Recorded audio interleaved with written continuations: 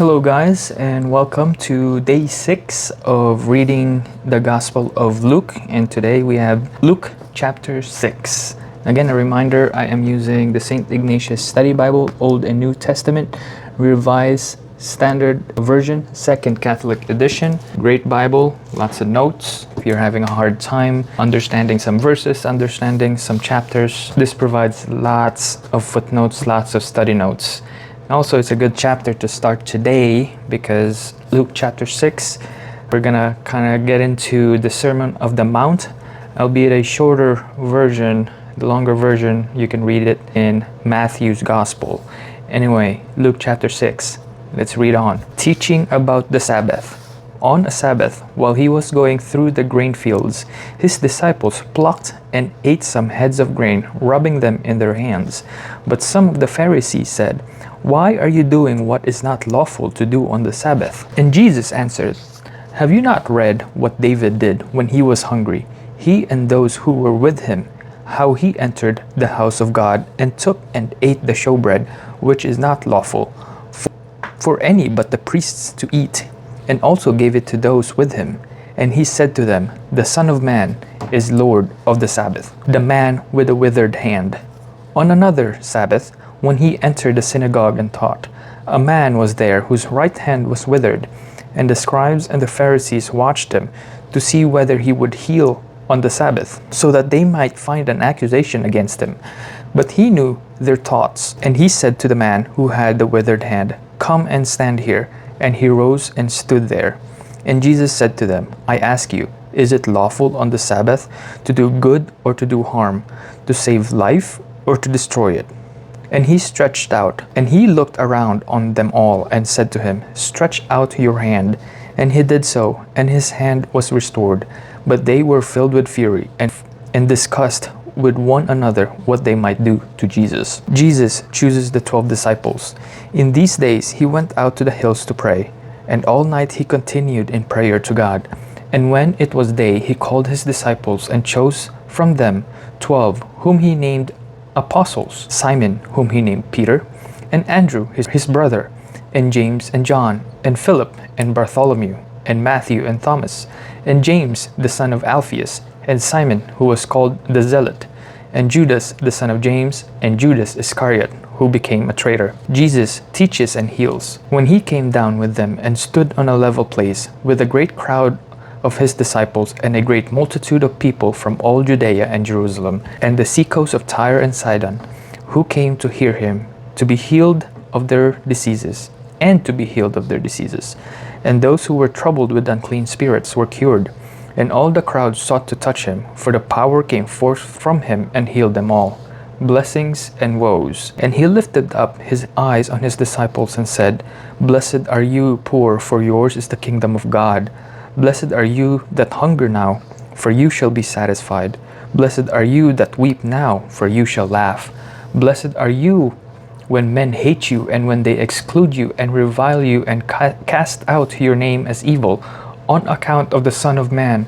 Rejoice in that day, and leap for joy, for behold, your reward is great in heaven. For so their fathers did to the prophets. But woe to you that are rich, for you have received your consolation.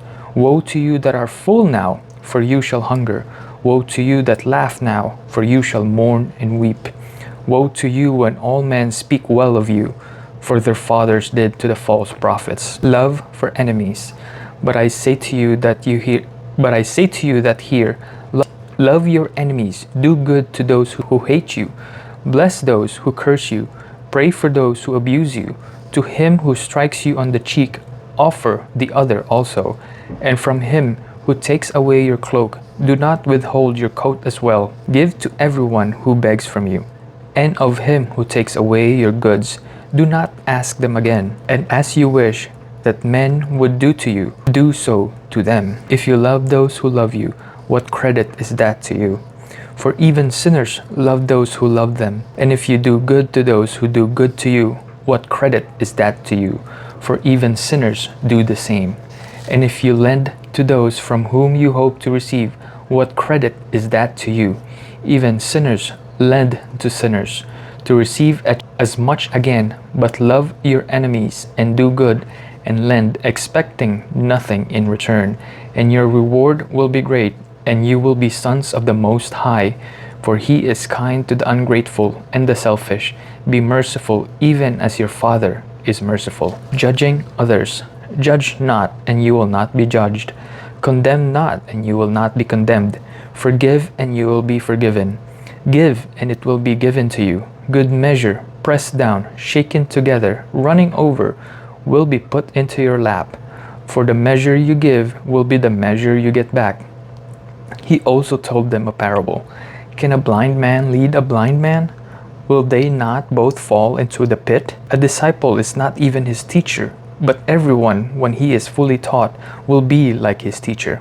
Why do you see the speck that is in your brother's eye, but you do not notice the log that is in your eye? Or how can you say to your brother, Brother, let me take the speck out of your eye, when you yourself do not see the log that is in your own eye?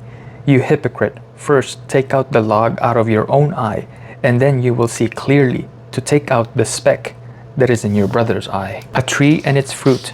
For no good tree bears bad fruit, nor again does a bad tree bear good fruit.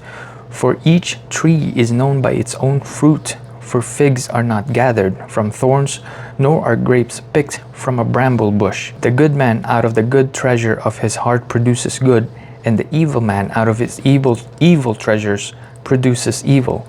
For out of abundance of the heart his mouth speaks. Hearers and doers, why do you call me Lord, Lord, and not do what I tell you? Everyone who comes to me and hears my words and does them, I will show you what he is like. He is like a man building a house who dug deep and laid the foundation upon rock. And when a flood arose, the stream broke against the house and could not shake it, because it had been well built. But he who hears and does not do them is like a man who built a house on the ground without a foundation, against which the stream broke, and immediately it fell, and the ruin of that house was great. And that is chapter 6. Again, as a reminder, this is the Bible that I'm reading. If you want to follow along, I highly recommend that Bible. Anyway, God bless y'all.